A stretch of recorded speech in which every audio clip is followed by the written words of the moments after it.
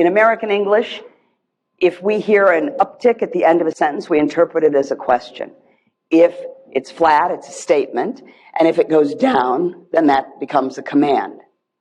So I could ask you, is the AV all ready? And that would be a question. Are you set for AV today? But if I said to Marty, is that AV ready? Then that's not a question anymore, is it?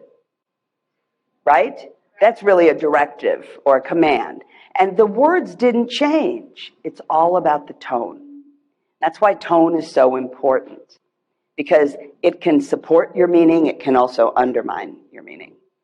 You know this because at some point your significant other has said, I'm not mad. And what do you know for certain when you hear that? They're mad. Yeah. Doesn't matter what they said.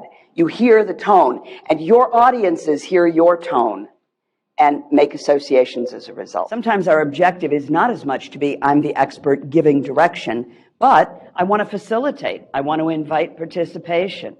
Or I just want to bond with you. I've always wanted to bond with you, Brian. So how would I do that? Do I stand in front of Brian and talk like this? No. I might use his name. Lynn mentioned the power of names. That is a huge thing with audiences. Even if you don't know everybody's name, using a few, they become a proxy for other people, and that's a way to warm it up. And you use a softer voice. And you get that the same way you get a powerful voice, being centered and grounded and firm. You get a softer voice by softening the container. So, do you see what I just did? I shifted sideways, and my voice came down just a little bit. Do you hear the difference? Yeah.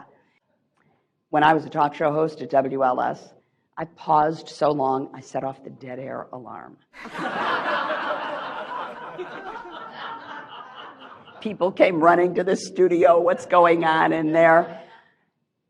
I know people think about awkward pause. I think dramatic pause, and I was taking a dramatic pause, perhaps a tiny bit too long. Here's my contention, and this is true for speakers the same way it's true for people on the radio. They talk about dead air. That's why they panic. That's why they have an alarm, right? A dead air alarm. They literally call it that. The air is not dead. If I'm connecting to my audience, the air is so alive, it's quivering.